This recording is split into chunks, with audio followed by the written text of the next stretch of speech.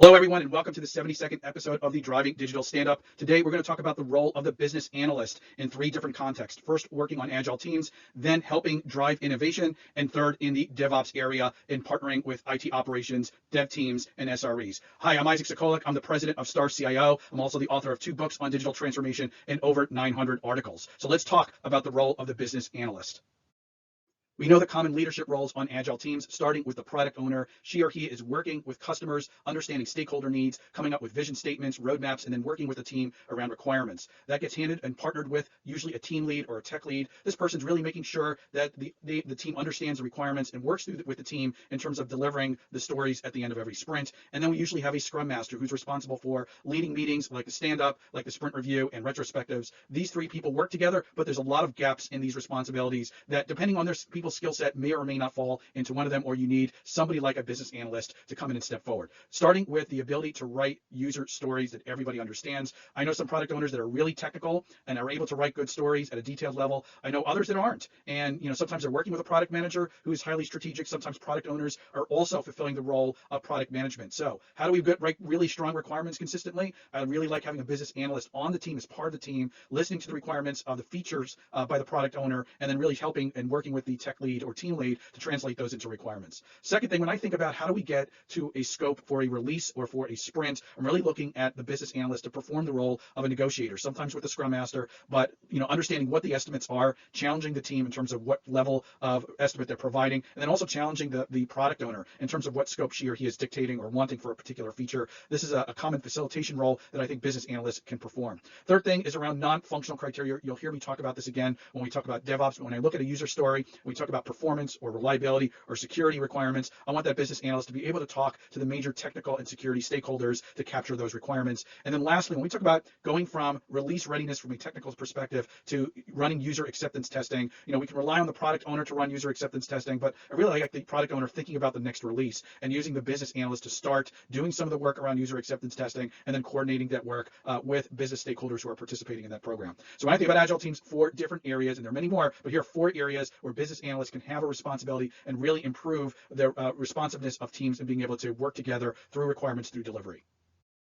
So let's move upstream now. We talked about Agile in its planning and delivery stages. Let's talk about from idea, a concept, that we bring it to get team together, formulate a vision statement. If you've seen my vision statement templates, they have areas around customer and strategic need, right? So that gets formulated. We know what the direction of a particular application or product or some other digital transformation initiative is going to partake in. We then focus on its roadmap. What are we delivering this year versus future years? And we start translating that into a release strategy and a backlog, right? Lots of people involved in these stages, from product management, product owners, stakeholders, delivery leads, technical leads, architects, security folks. How do we put this all together in a very efficient way? And I think business analysts have a tremendous role connecting vision statements with roadmaps and backlogs. Let's start with the first area of it. We have a vision statement. It defines some kind of scope. Who is really taking that sort of librarian documentation persona, working with a product owner and maybe a team lead, or if we're dealing with multiple teams, working with product manager and a delivery lead, and saying, how are we carving this up into epics and features? At least for the first few releases, that needs to be translated. So I think that's the first role a business analyst can play, as that person who's going to facilitate that discussion and create that documentation, ultimately put that in the backlog.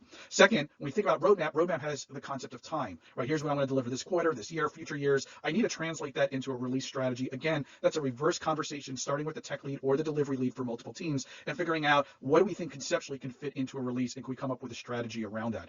We look for having some kind of normalized release cadences. So we're trying to fit in what features, what functionality can we fit into a box that becomes our release strategy. Third thing I think about, as we're starting to get from epics to features, and if you've read through my program, I have a very specific definition of features. Features must be completed in a single release. And so now I start thinking about, well, how do I do this reliably? And very often the business analyst can start that conversation with the teams around how to use feature flags. If you don't have a feature flag concept in your DevOps organization, essentially what it means is I can control who gets access to what features at runtime. They're flags that are put around the code so that we can slowly and incrementally release a feature to all users or to a subset of them. So I think the business analyst having a good understanding of what the product owner wants, what the team is trying to do, and where areas of risk apply can recommend or at least have a facilitated conversation of where feature flags are going to be used. And then when I think about solutioning, right, there's a couple of key people who are going to be looking at how the team is solutioning, right? What gets coded, what gets bought, what gets used out of an existing system. I really think of that as the role of the architect. But when it comes to looking at what the team is working on sprint by sprint, we can't always have architects involved every single sprint. I think BAs coming from a technical background can do some research on frameworks, on other SaaS tools, APIs, even libraries. I'm always looking for some examples, for example, around user experience. And I really like using BAs to do that research. They're closer aligned to the product owner here. Let's figure out a way of deploying something reliably, or aligned to the architect in terms of reusing some components or some technology that already exists, and really can challenge the team in terms of the types of things the team would probably prefer building sometimes rather than buying and reusing. So 4 different areas that a business analyst can contribute in the early stages, from ideating through visioning, roadmaps, and then eventually getting to a backlog. So we started with agile planning and delivery. We worked upstream through innovation, and now we're going to go downstream into the operational areas, the real areas of DevSecOps, thinking about SREs, IT operations, security, and ultimately quality assurance. How do we really help and make sure that what the team is releasing is reliable and supportable? And again, I believe business analysts can play a facilitation role working with these different teams and different skill sets. Let's start with just testing, right? I've never seen a group build an application with 100% test coverage or 100% automation, or even 100% automation that's in their CI/CD pipelines as continuous testing. I think business analysts really understanding what the product owner is trying to accomplish with how the team is constructing things can really aid the team and decide what tests should be prioritized. Those should really become acceptance test criteria, and then how to think about what areas to automate, what does the data look like so that it needs so that it fulfills boundary conditions, and ultimately tracking how much of the tests are built, how much of those are automated, and how much of that gets executed with every pipeline run. All right, so great area to rely on your business analyst to come up and own some of those decisions. Then when I think about security and IT operations, there's a book of requirements that are really consistent when we start building multiple applications and working with multiple teams.